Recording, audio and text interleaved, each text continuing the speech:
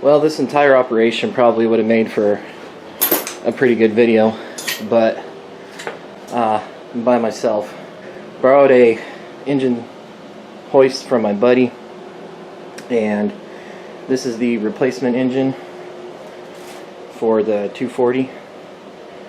So I'm going to go ahead and get my pickup out. Probably lower this thing down a little bit, but I got to get my tailgate back on. And yeah, I don't know, we'll try and get this thing on the engine stand I bought and go from there. I don't know if I'll be able to get the car back in the garage or not. I doubt it, but I'm certainly going to try.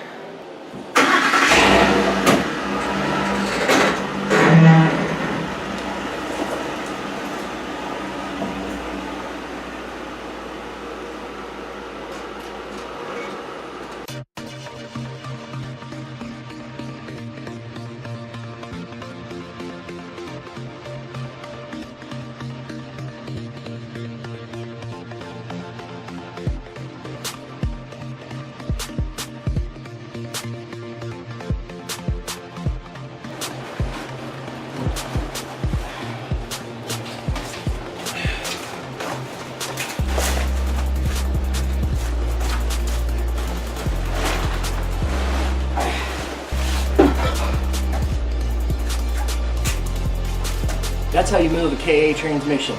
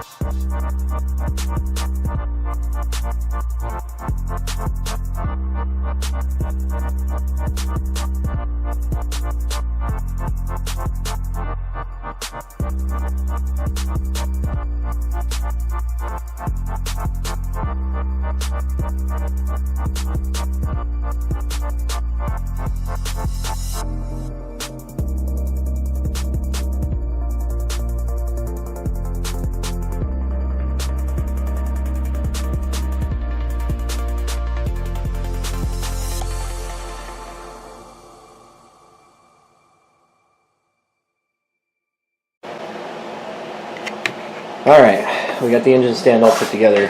It's actually the next day now, and it's a little cold outside, so I have the garage door shut. But anyway, I'm going to have to charge my camera. But the next step is to basically get the engine on the engine stand, get the garage cleaned up a little bit, and I don't know, figure out if there's going to be any possible way to get that car back in here. We'll find out.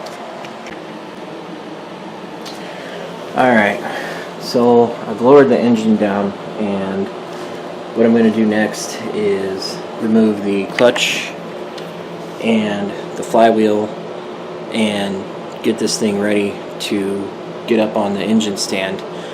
And once we have it on the engine stand, then we'll be able to look into it a little bit more and get an idea of the overall condition of this engine.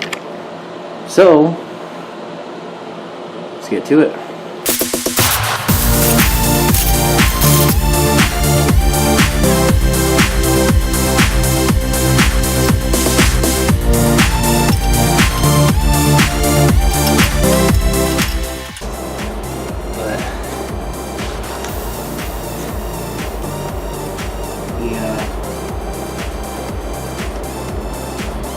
The clutch actually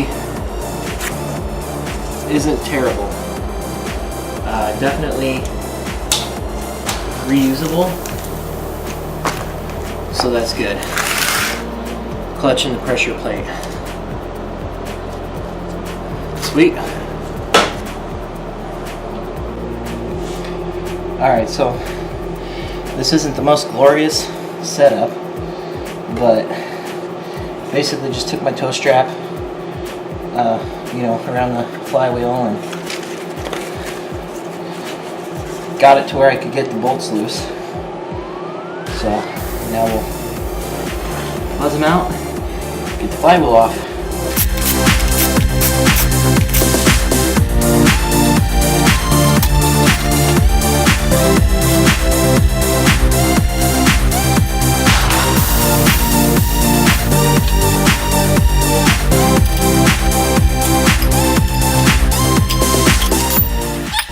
Flywheel is off.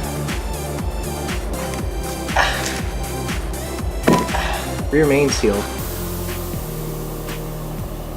doesn't look terrible. I mean, it's definitely not leaking.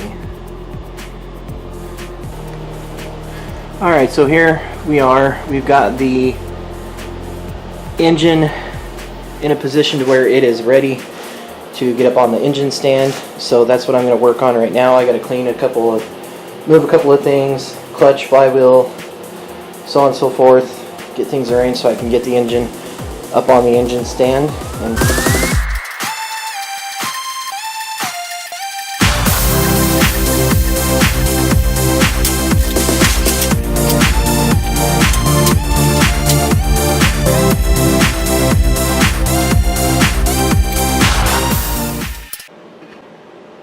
alright, just got the valve cover off.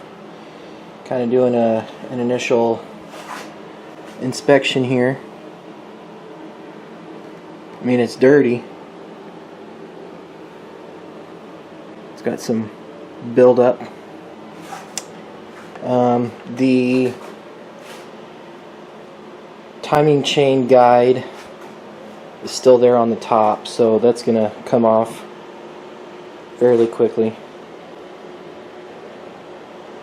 I mean, as far as I can tell, it looks good. I'm going to spin the engine around and see if I can get it in time.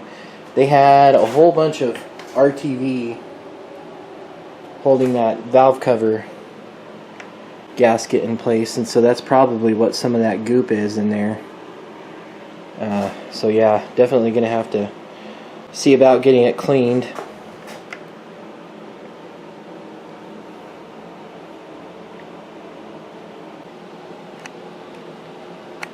Well, that is definitely not something you want to see.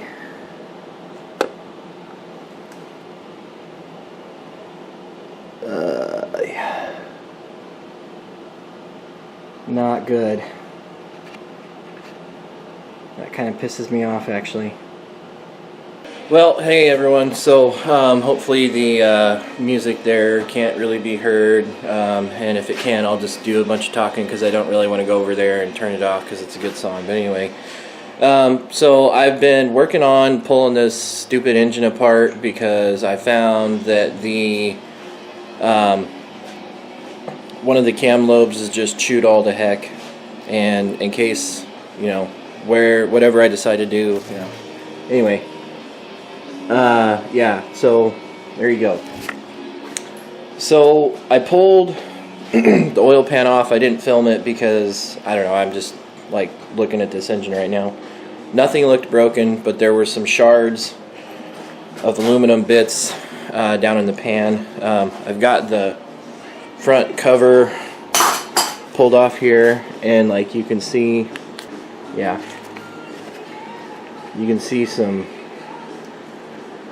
goobers right down there. It's too far. Anyway, there's some goobers down there, so that tells me that there was some kind of engine failure, which brings me to the next very interesting, puzzling thing here that I want to show you guys, and really just, I mean,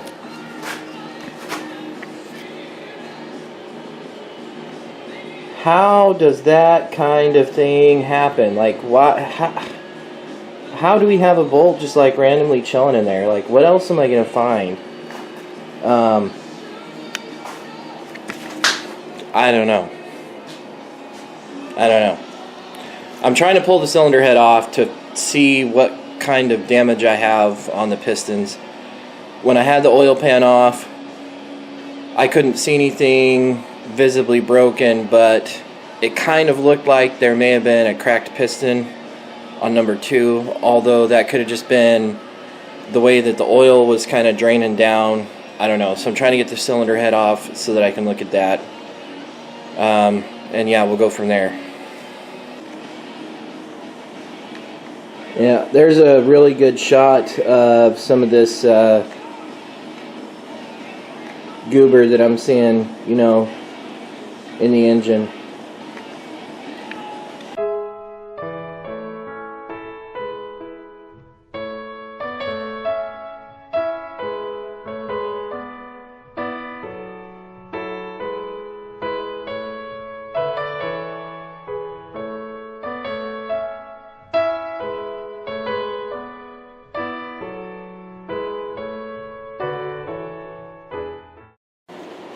Got the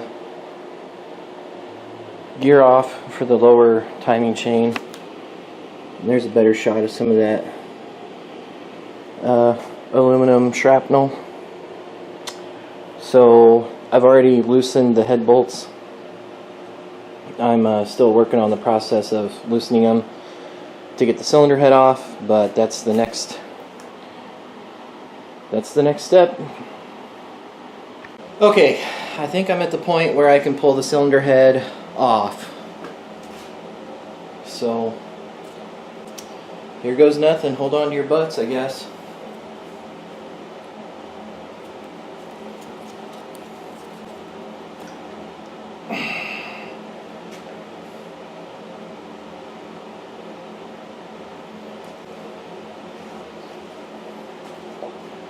Well, oh, wonderful. Okay, bad idea.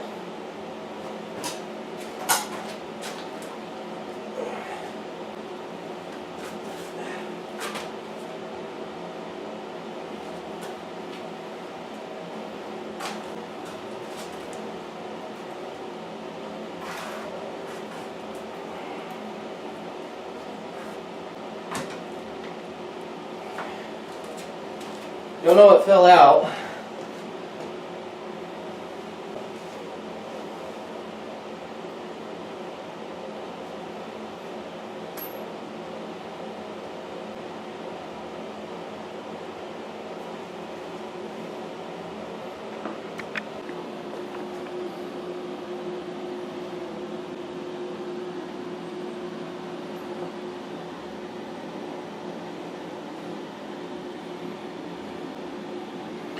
Well, the tops of the pistons look okay. There's a little goober on that one right there.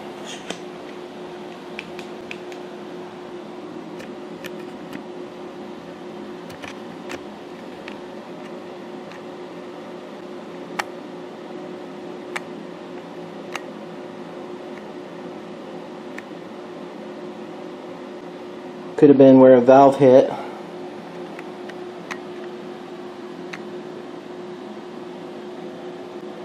Otherwise, they look alright. I'm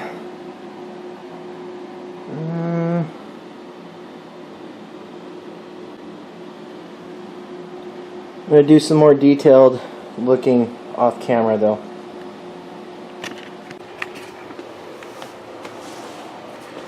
Alright. Closer look at the valves.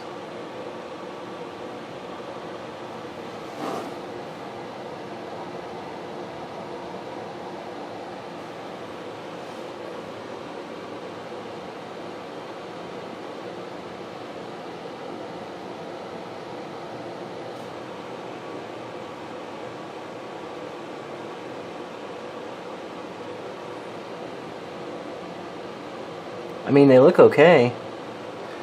So, number 2 here. Let me change my light. Yeah. So number 2 here was the one that had the what I ended up finding was I guess for lack of a better word right now, one of the rocker bolts for the cam. That's probably not the right word, but one of the bolts that hangs down the arm for the cam was broken.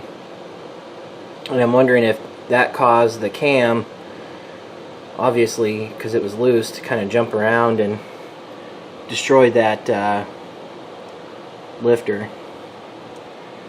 I don't know.